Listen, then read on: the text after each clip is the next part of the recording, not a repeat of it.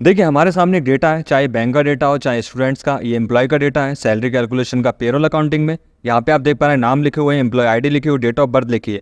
अगर मैं employ name की जगह यानी कि एम्प्लॉय नेम जो लिखा है इसकी जगह मैं कुछ भी ऐसे लिख देता हूँ तो ये लिखने नहीं देगा, एरर आ जाएगा।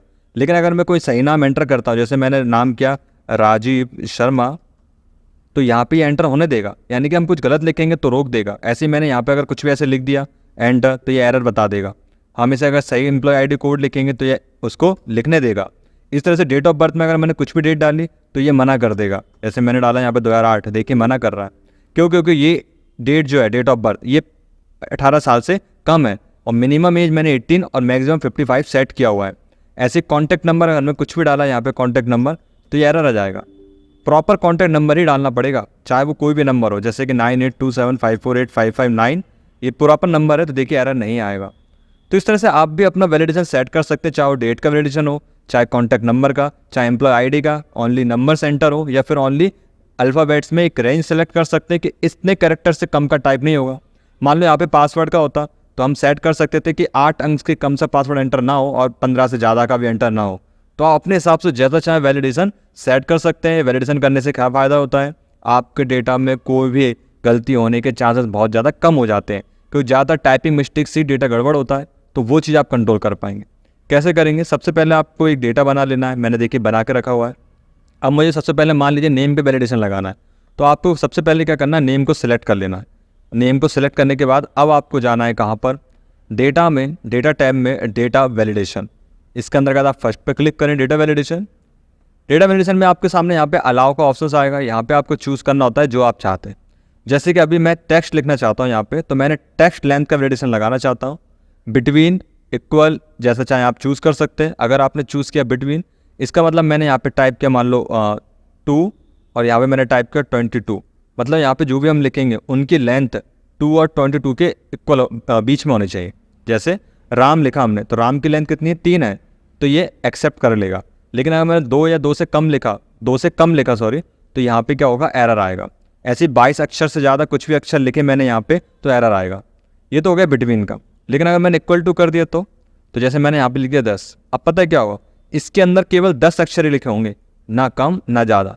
लेकिन नाम तो कितने भी अक्षर का हो सकता है, इसलिए हम यहाँ पे ये इक्वल टू का नहीं यूज़ करेंगे। ऐसे ये सभी दिए हुए हैं तो हम तो यूज़ करते हैं बिटवीन का। हम जानते हैं कोई भी अक्षर कम से कम या तो 2 अंक का होता है, जैसे कि ओम, और मैक्सिमम कितना हो सकता है 25, और ओके करेंगे। हम चाहे तो इनपुट मैसेज और एरर अलर्ट भी सेट कर सकते हैं, मैं अभी आगे बताने वाला हूँ। पहले हम बेसिक समझ लेते हैं। तो मैंने क्या किया, इस रेंज में एक वैलिडेशन सेट किया कि टेक्स्ट की लेंथ 2 और 25 के बीच में ही होनी चाहिए। ओके, अब आप यहाँ पे कुछ भी नाम टाइप करेंगे राज, तो एंटर हो जाएगा। लेकिन आप एक अक्षर टाइप करेंगे तो एरर आएगा।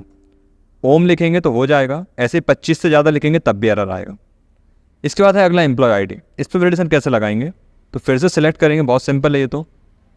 डेटा वैलिडेशन में गए, एनी वैल्यू से अब हम यहाँ पे चूज़ करेंगे क्या, कस्टम।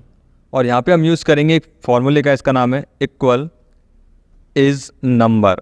आपको बस कुछ नहीं करना, इज़ नंबर फंक्शन का यूज़ करना है और यहाँ पे इस रेंज को वापस से सेलेक्ट कर लेना है जिस रेंज में आप इस नंबर का फंक्शन लगाना चाहते हैं, और इसका ब्रैकेट को क्लोज करेंगे। तो देखिए ये क्या करेगा, यहाँ पे जो भी नंबर आएगा वो चेक करेगा क्या वो नंबर है। अगर नंबर है तो वो लिखा होने देगा, अगर नंबर के अलावा कुछ भी होगा तो एरर आ जाएगा। तो यहाँ पे मैंने कौन सा वैलिडेशन सेट कर दिया, ओनली नंबर से एंटर होंगे। और यहाँ पे कौन सा वैलिडेशन है, लेंथ का। इसे हम ओके करते हैं।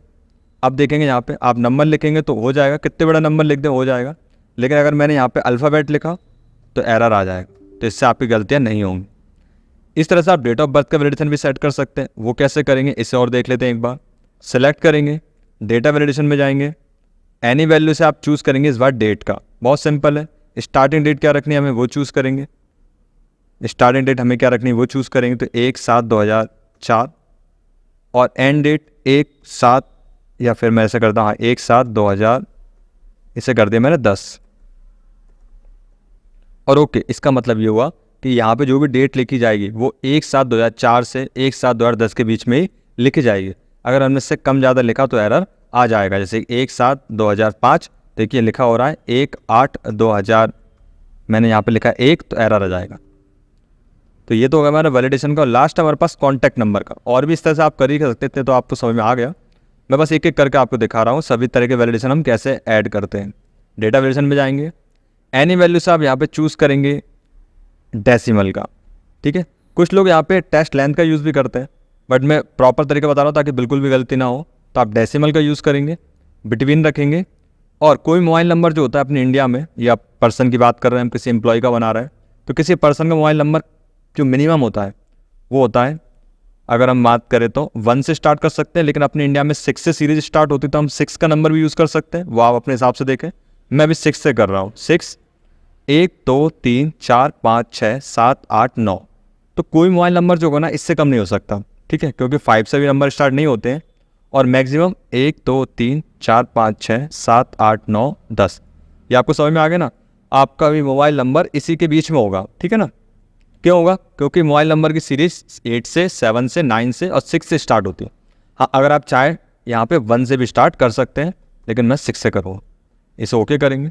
अब यहाँ पे आप कोई मोबाइल नंबर लिखेंगे वो 10 अंक का ही होगा और गलत नहीं होगा। अगर आपने गलत लिखा जैसे कि 1 2 3 4 5 6 7 8 9 10, तो एरर आ जाएगा। भले 10 अंक है लेकिन फिर भी एरर आ रहा है, क्योंकि ये 60000 से छोटा है, और उससे ज़्यादा हुआ तो 11 अंक हो जाएंगे, तब भी एरर आ जाएगा। तो आपको समझ में आ रहा हो कॉन्टैक्ट नंबर का भी। अब हम चाहें तो इसमें कस्टम मैसेज भी सेट कर सकते हैं। जैसे अगर मैंने यहाँ पे गलत किया तो क्या गलत हो रहा है ये हमें पता नहीं चल पा रहा है यहाँ पे। अभी तो जस्ट मैंने आपके सामने लगाया तो आपको तो पता है, लेकिन अगर दूसरे एम्प्लॉय है आपके अंडर में, वो इस पर काम करे और उससे बार बार गलती हो, तो वो समझ नहीं पाएगा ना कि ऐसा क्यों हो रहा है। तो उसके लिए हम क्या करेंगे, इसको सिलेक्ट करेंगे जो भी वैलिडेशन आप सेट कर रहे हैं, और उसके बाद आप कहाँ जाएंगे, डेटा वैलिडेशन पे। इसके बाद आपको क्या करना है, यहाँ पे इस नंबर का हमारा वैलिडेशन लगा हुआ है, इनपुट मैसेज बताएंगे क्या करना है उसे। ओनली, जो भी हम मैसेज लिखना चाहें अपने हिसाब से आप लिख सकते हैं, ओनली इनपुट, या फिर डायरेक्ट लिख देता हूँ ओनली नंबर्स, और इधर मैसेज लिख देंगे प्लीज एंटर ओनली नंबर्स, और इसे कर देगा हम ओके। अब क्या होगा, यहाँ पे जब भी कोई कर्सर रखेगा तो उसे पता चल जाएगा अच्छा यहाँ पे ओनली नंबर्स ही लिखने हैं। अगर वो अक्षर लिखता है तो यहाँ पे आ जाएगा वैलिडेशन रिस्ट्रिक्टेड। अब मैंने यहाँ पे एरर का सेट नहीं किया, ओनली क्या सेट किया, मैसेज का। एरर तो कुछ भी आ रहा है, उसको भी कैसे सेट करते हैं वो भी बड़ा सिंपल है। फिर से आप सेलेक्ट करेंगे डेटा को, डेटा वैलिडेशन में जाएंगे, अब जाएंगे एरर अलर्ट पे। तो जब भी कोई गलत लिखे तो क्या हो, तो हम बोल रहे हैं स्टॉप हो जाए, लिखा ही ना हो। लेकिन आप चाहे तो इसे चेंज कर सकते हैं, वार्निंग लिखा तो हो जाएगा लेकिन एक चेतावनी मिलेगी, और इन्फॉर्म में बस इन्फॉर्म कर देगा, यानी लिखने को देगा बस इन्फॉर्म करेगा। अभी तो हम स्टॉप पर चूज़ करते हैं, यहाँ पे मैसेज टाइप करते हैं सॉरी, और कुछ भी मैं लिख सकता है, जैसे मैंने लिख दिया ट्राई अगेन। आप जो भी लिखना चाहें कस्टम कर सकते हैं। अब क्या होगा, यहाँ पे जब भी हम कुछ गलत लिखेंगे तो सॉरी ट्राई अगेन ये लिखा आएगा। अगर हम चाहते हैं यहाँ पे स्टॉप ना हो और लिखा हो जाए, कई बार ऐसा होता है कोई एम्प्लॉय आईडी मान लो अल्फ़ाबेट है और हमने वैलिडेशन सेट किया, तो उस केस में हम वैलिडेशन को स्टॉप की जगह वार्निंग चूज़ कर सकते हैं। अब क्या होगा, ओके। अब यहाँ पे जब भी हम कुछ गलत लिखेंगे तो ये वार्निंग देगा। अगर हमें लगता है ये ओके है तो हम इसे यस करके इसे एक्सेप्ट करवा सकते हैं। तो इस तरह से ये वैलिडेशन काम करता है। उम्मीद है आपको वैलिडेशन के सारे ऑप्शंस क्लियर हो गए होंगे। कुछ भी दिक्कत लगे कमेंट्स का जरूर बताएं। Thanks for watching.